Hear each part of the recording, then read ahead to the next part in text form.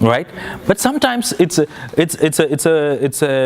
favorite argument of those who would support collectivism and say, not everybody is qualified to decide for everybody else.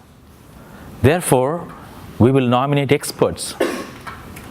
We will make a committee. We will call it the education committee. And they will set standards because you don't know what's good for you. Right? That's like saying, in the example that Nadir gave, you put a set of doctors and they will decide what you eat. The important thing is a person must be given a choice. Yes. Right? Yeah. So like the concept of collectivism that you speak about, the person doesn't agree, the person should be allowed to leave. Yes. So like in Saudi Arabia, Yeah. the person doesn't agree, they're allowed to move out of whatever sphere there is. Oh, Nadir. I love you. You have touched upon a very important thing. So you don't like Malaysia. Do you think you'll be able to move to India tomorrow? I should be able to move anywhere. Yes, but do you think it's possible? From Malaysia, yes. You don't think in India you would need a residency?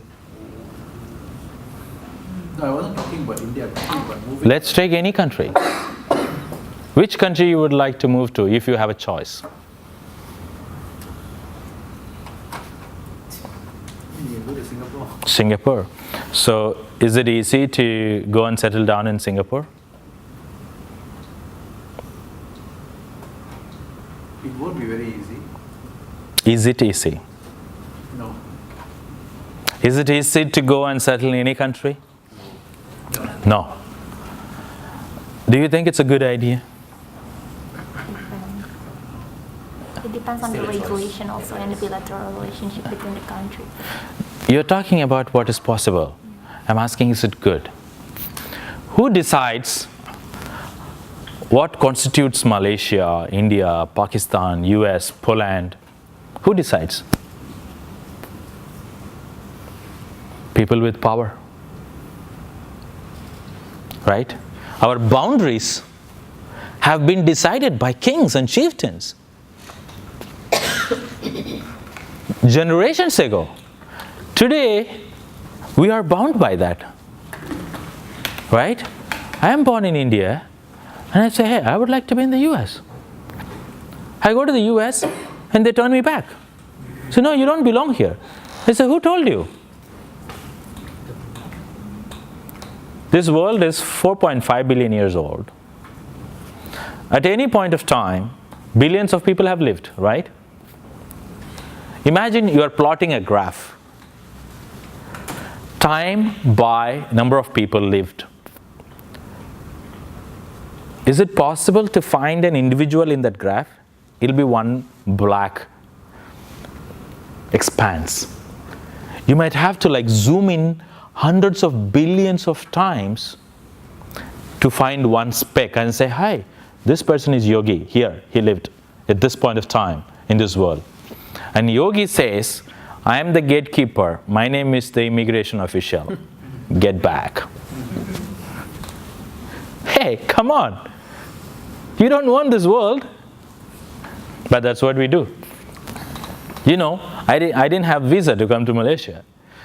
So I was under the impression, we were under the impression that, you get visa on arrival.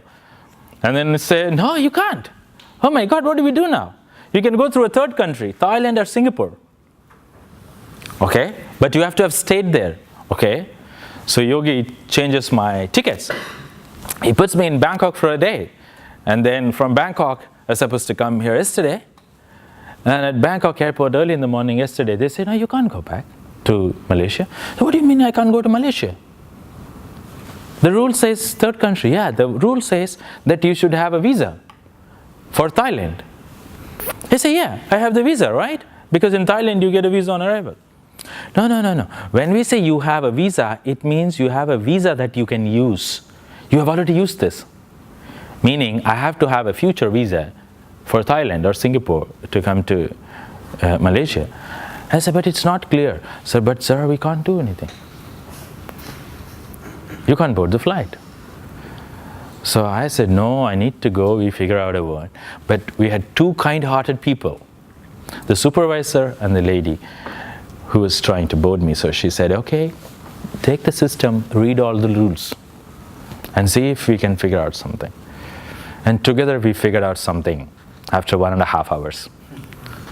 That if you have a valid US visa, which I had, and if you were flying out of Malaysia in a Malaysian airline plane, which we can manage, then you can stay in Malaysia for 120 hours.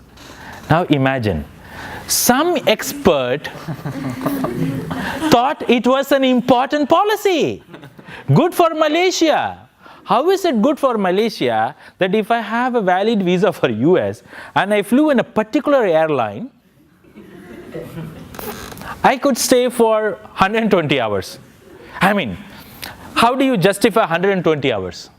Why not 100 hours? Why not 200 hours? Why only Malaysian Airlines? Why not say pay $1,000?